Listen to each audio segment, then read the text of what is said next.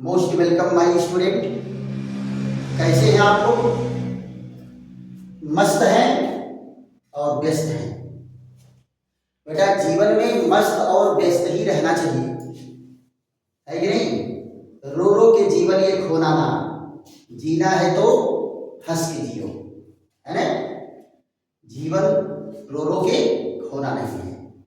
चलो, किसी भी विषय को बहुत कठिन बना के नहीं चला जाता है, और बेहतरीन ढंग से अगर अध्ययन कर रहे हो, स्टडी कर रहे हो, तो नॉलेज आपका बेहतरीन होगा।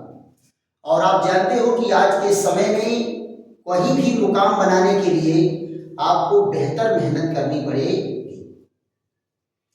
और 3 इडियट फिल्म देखे हो ने? एंजॉय ले लेके के पढ़ना है जी। हाँ, एंजॉय लेकर के पढ़ना है कि नहीं? चलिए, आज हम लोगों की चर्चा का विषय क्या है? न्यूक्लियोफिलिक प्रतिस्थापन अभिक्रिया। देखो बेटा, नाम इसका न्यूक्लियोफिलिक क्यों पड़ा? क्योंकि इसमें आक्रमणकारी अभिकर्मक न्यूक्लियोफाइल होगा। आक्रमणकारी अभिकर्मक कौन होगा? न्यूक्लियोफाइल। तो इनकी कुछ शर्तें हैं, उन शर्तों पर जरा देख लेते हैं। प्रतिस्थापन अभिक्रिया, इस तरह की प्रतिस्थापन अभिक्रिया एल्किल हैलाइडों में पाया जाता है। कहाँ पाया जाता है? एल्किल हैलाइडों में पाया जाता है। और मुख्य रूप से न्यूक्लियोफिलिक प्रतिस्थापन अभिक्रिया 2 पॉइंट में पढ़े जाते हैं। एक तो SN1 अभिक्रिया और दूसरा SN2 अभिक्रिया। तो SN1 अभिक्रिया और SN2 अभिक्रिया पर, इस टॉपिक पर चर्चा हम लोगों की होगी, और बहुत ही बेहतरीन है बेटा। ये 3 नंबर 4 नंबर का क्वेश्चन है और खूब परीक्षा में पूछा जाता है। तो प्रतिस्थापन अभिक्रिया किसमें होगा? एल्किल हैलाइड में होगा, है ना? और कितनी कैटेगरी में इसको डिवाइड किया गया है? 2 कैटेगरी में डिवाइड किया गया है। पहला कौन है? SN1 अभिक्रिया। SN1 अभिक्रिया। और दूसरा क्या है? SN2 अभिक्रिया। SN2 अभिक्रिया। अब ये है क्या? जरा इनको देखो, ये SN1 और SN2 क्या है? देखो, S से क्या है? S से है सब्स्टिट्यूशन। S मीन्स क्या है? सब्स्टिट्यूशन, यानी प्रतिस्थापन। इसका मतलब है प्रतिस्थापन, है ना? और N का मतलब क्या है? न्यूक्लियोफिलिक। N का मतलब है न्यूक्लियोफिलिक। और 1 और 2 क्या है? ये है order of reaction. Order of reaction, जिसको हिंदी में कहते हैं अभिक्रिया की कोटि। अभिक्रिया की कोटि। अभिक्रिया की कोटि, इसको क्या कहते हैं? अभिक्रिया की कोटि। समझो यहां पर अभिक्रिया की कोटि क्या होती है। आपको केमिकल काइनेटिक वाले चैप्टर में रसायन बल गति में इसको डिटेल में पढ़ाएंगे, लेकिन यहां आप ये जान लो कि अभिक्रिया की कोटि का मतलब होता है कि कितने अभिकारक अणु हैं जो अभिक्रिया के वेग को प्रभावित करते हैं। कितने अभिकारक अणु अभिक्रिया के वेग को प्रभावित करते हैं, उस अणुओं की संख्या को ही अभिक्रिया की कोटि कहते हैं। या वो अभिकारक अणु जिनकी सांद्रता अभिक्रिया के साथ परिवर्तित होती है। अभिक्रिया अगर हो रही है, जिसकी सांद्रता में परिवर्तन होगा, वो अभिक्रिया की कोटि में गिना जाएगा। और जिसकी सांद्रता में परिवर्तन नहीं होगा, अभिक्रिया की कोटि से बाहर। तो अभिक्रिया की कोटि क्या है? आप मान लो कि ये अभिकारक अणुओं की संख्या है जो अभिक्रिया के वेग को प्रभावित करता है। यानी SN1 में केवल 1 अभिकारक प्रभावित करेगा और SN2 में 2 अभिकारक प्रभावित करेंगे। तो ये SN1 अभिक्रिया और SN2 अभिक्रिया। तो हम लोगों की चर्चा किस पर चलेगी? SN1 पर चलेगी। तो SN1 को हम लोग जो है देखते हैं इसके लिए क्या क्या शर्तें हैं और फिर इसको हम लोग पूरी क्रिया विधि के साथ पढ़ेंगे। तो SN1 अभिक्रिया पर हम लोगों की चर्चा चलती है। इसकी अंग्रेजी बेटा यही होती है SN1 रिएक्शन। SN1 रिएक्शन इसकी अंग्रेजी भी होगी। क्लियर? तो जरा इनके शर्त को पहले देखो। पहले शर्त क्या है? अति शाखित। अति शाखित मत क्या क्या होता है? Highly branched alkyl halide. अति शाखित एल्किल हैलाइड ये अभिक्रिया देते हैं। कौन? हाईली ब्रांच्ड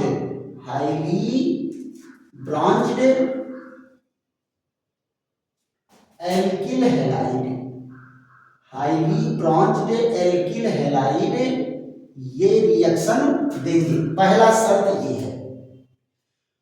दूसरा शर्त क्या है कि इसमें ऊष्मा की जरूरत पड़ेगी, हीट देना पड़ेगा, यानी ऊष्मा की जरूरत पड़ेगी। चौथा कंडीशन क्या है? पोलर सॉल्वेंट चाहिए। पोलर सॉल्वेंट यानी ध्रुवीय विलायक चाहिए इसको। ध्रुवीय विलायक चाहिए। और चौथा शर्त क्या है कि ये लुईस अम्ल की उपस्थिति होनी चाहिए। लुईस अम्ल की उपस्थिति होनी चाहिए। क्या क्या है? अति शाखित एल्किल हैलाइड होना चाहिए, यानी ऐसा एल्किल हैलाइड जिसमें ब्रांच बहुत ज्यादा हो। ऊष्मा की जरूरत पड़ेगी, पोलर सॉल्वेंट की जरूरत पड़ेगी और लुईस अम्ल की जरूरत पड़ेगी। तो एग्जाम्पल इसका क्या है? यहां जरा देखो, एग्जाम्पल इसका वही है tertiary butyl chloride. Tertiary butyl chloride की सोडियम हाइड्रोक्साइड से क्रिया किसकी उपस्थिति में? एल्युमिनियम क्लोराइड की उपस्थिति में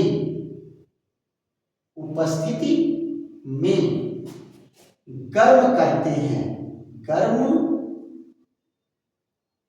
करने पर क्या है? टर्शियरी ब्यूटिल क्लोराइड को सोडियम हाइड्रोक्साइड से क्रिया होगी। किसकी प्रेजेंस में?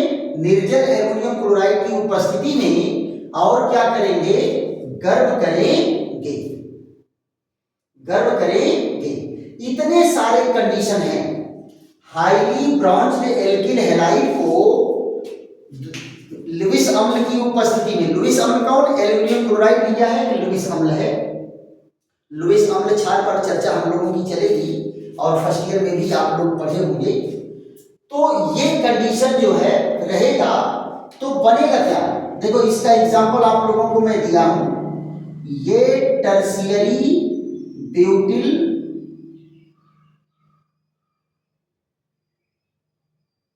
यहां पर क्लोराइड है, टर्शियरी ब्यूटिल क्लोराइड है। और यहां देखो NaOH से क्रिया करता है इन द प्रेजेंस ऑफ निर्जल एल्युमिनियम क्लोराइड। और यहां क्या है? जलीय विलयन होगा और इसको हीट करना पड़ता है। तो यहां से देखो इतना दूर क्या निकल गया? Sodium chloride. और ये देखो CH3 और CH3 और यहां क्या है? OH जुड़ जाएगा और निकल गया NaCl। तो ये क्या बन गया? Tertiary butyl alcohol. Tertiary butyl alcohol. और ये क्या है, tertiary butyl chloride, tertiary butyl chloride ये है। अब आप जरा ध्यान दो, ये कितने इसमें हैं, बहुत सारे ब्रांच लगे हुए हैं, बहुत सारे ब्रांच लगे हुए हैं। तो ऐसा एल्किल हैलाइड ये अभिक्रिया देता है।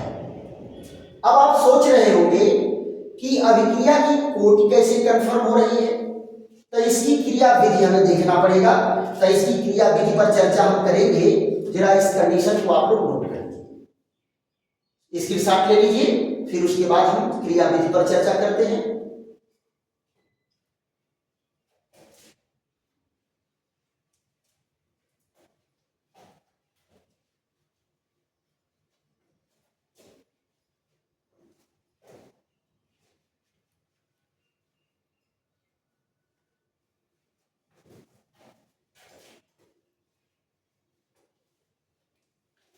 क्रियाविधि देखते हैं, इसकी क्रियाविधि कैसे है। यहां देखिएगा, क्रियाविधि, क्रियाविधि जिसको अंग्रेजी में क्या कहते हैं, मैकेनिज्म। क्या कहते हैं, मैकेनिज्म, रिएक्शन मैकेनिज्म। यहां देखो, सोडियम हाइड्रोक्साइड को तो आप जानते हो कि क्या है, ये स्ट्रॉन्ग इलेक्ट्रोलाइट है। अपने विलयन में ये हमेशा धनायन और ऋणायन के रूप में रहता है।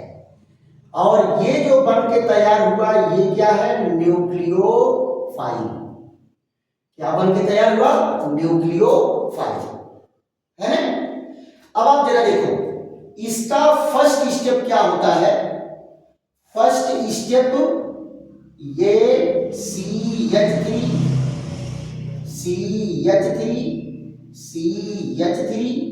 और Cl।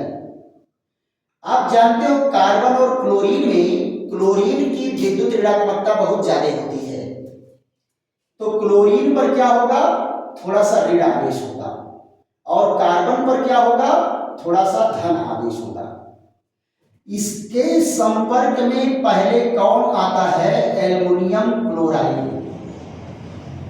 एल्युमिनियम क्लोराइड कैसा व्यवहार करता है, लुईस अम्ल की भांति। एक बार बार आप लोगों के सामने लुईस अम्ल आ रहा है, जरा इस पर हल्की सी चर्चा हो जाए तो।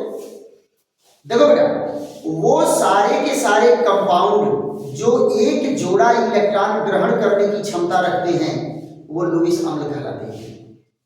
एक जोड़ा इलेक्ट्रॉन लेने वाला लुईस अम्ल और एक जोड़ा इलेक्ट्रॉन देने वाला लुईस क्षार, लुईस बेस कहलाता है।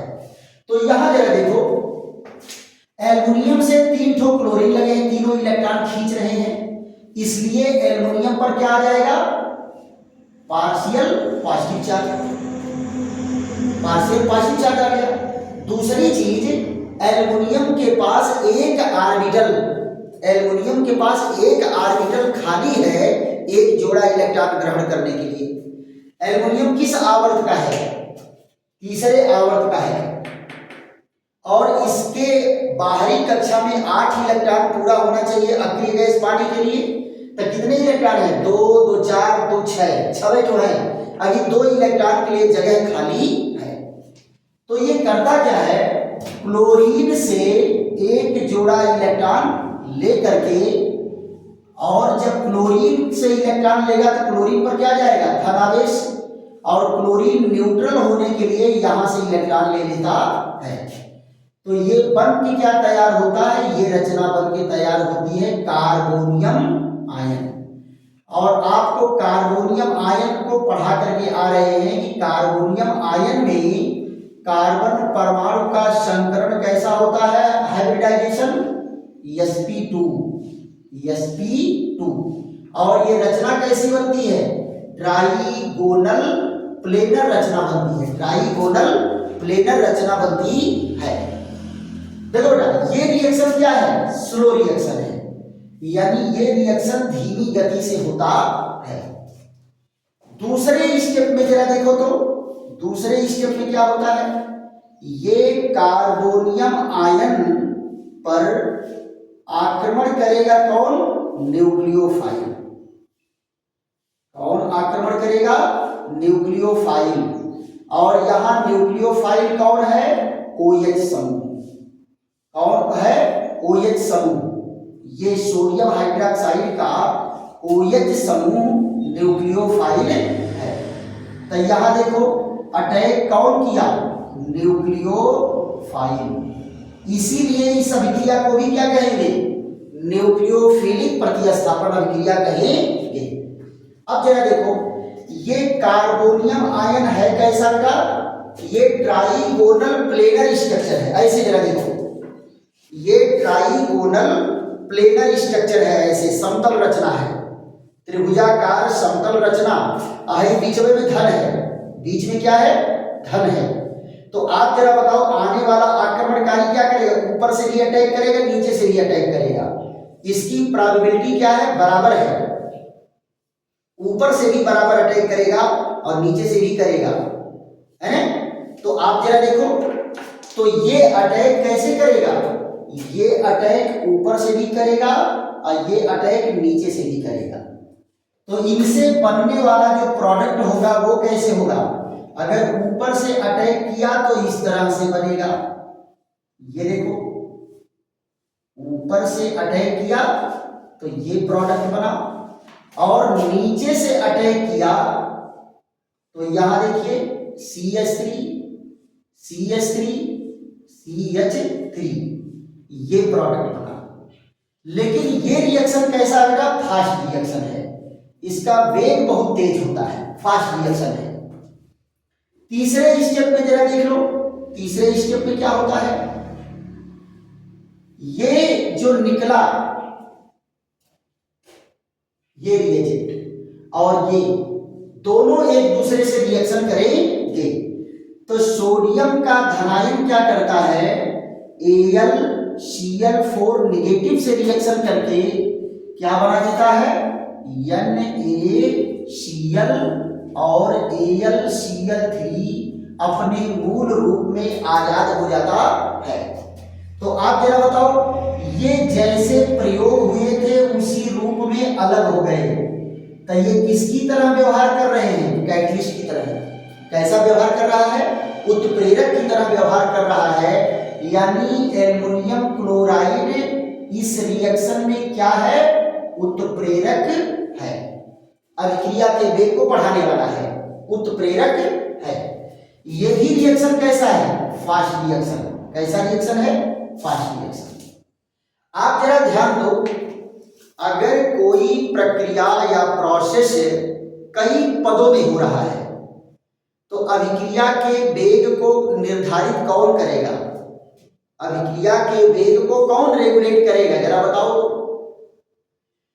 अब जरा एग्जांपल लेकर के देखो, मान लो सिनेमा देखने गए हो, तो टिकट काटने वाला बहुत तेज टिकट काट रहा है, अंदर बैठाने वाला टार्च लेकर के बहुत तेजी से लोगों को बैठा रहा, दोनों काम बहुत तेज चल रहे हैं। लेकिन अंदर जो टिकट काट काट करके लोगों को भेज रहा है चेक करके, अगर वो धीरे धीरे काम कर रहा है तो सिनेमा का शो कब शुरू होगा, जब ये सारे लोगों का टिकट चेक कर लेगा तब ना होगा। तो यानी अभिक्रिया के वेग को कौन निर्धारित करता है, जो स्टेप सबसे स्लो होता है।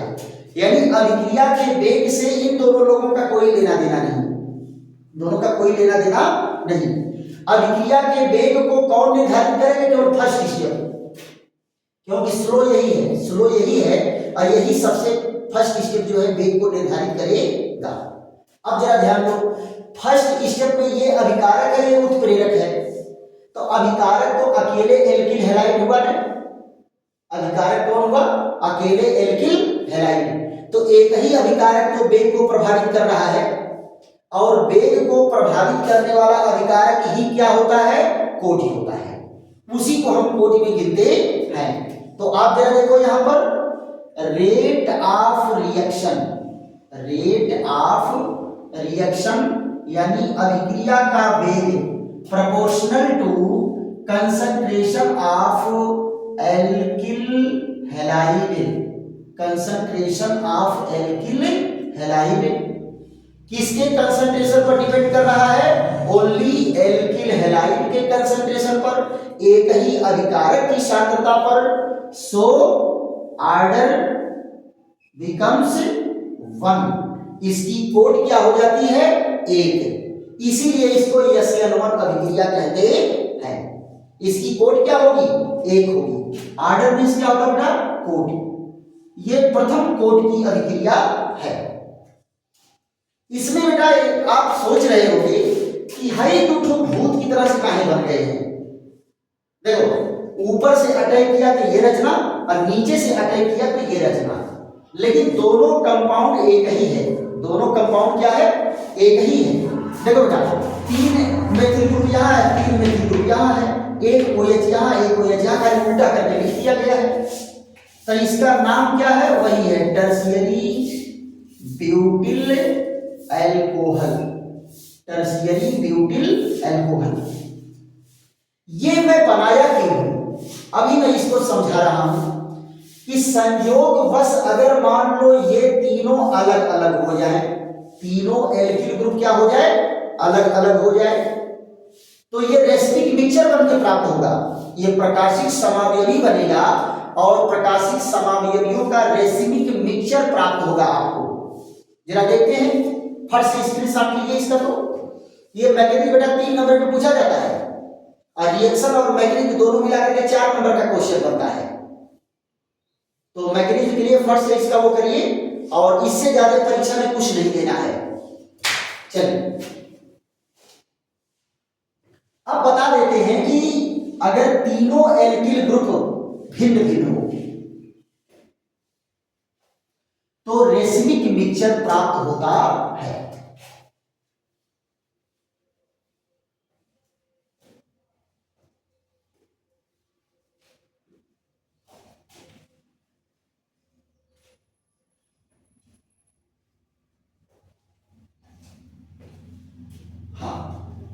एक लाइन चेंज करके आप लोग लिख लेंगे क्या? यदि कार्बोनियम आयन, कार्बोनियम आयन के तीनों एल्किल समूह, तीनों एल्किल समूह भिन्न हो, तीनों एल्किल समूह भिन्न हो, तो रेसिमिक मिक्सचर, रेसिमिक मिक्सचर बनता है, रेसिमिक मिक्सचर बनता है, रेसिमिक मिक्सचर बनता है। आप जरा ध्यान दो, ये तीनों एल्किल ग्रुप भिन्न भिन्न है। ये R1 है, ये R2 है और ये R3 है। ये तीनों एल्किल ग्रुप अगर भिन्न भिन्न है तो क्या होगा? यहां पर भी अटैक कर रहा है न्यूक्लियोफाइल। आधा 50-50% प्रोबेबिलिटी है। तो ऐसे कंडीशन में जरा देखो बेटा, ये क्या बना? इस तरह से R1, R2 और R3, और ये कौन है? OH। ये देखिए दूसरा कौन सा बनेगा? इस तरह से बनेगा, ये R1, R2 और R3।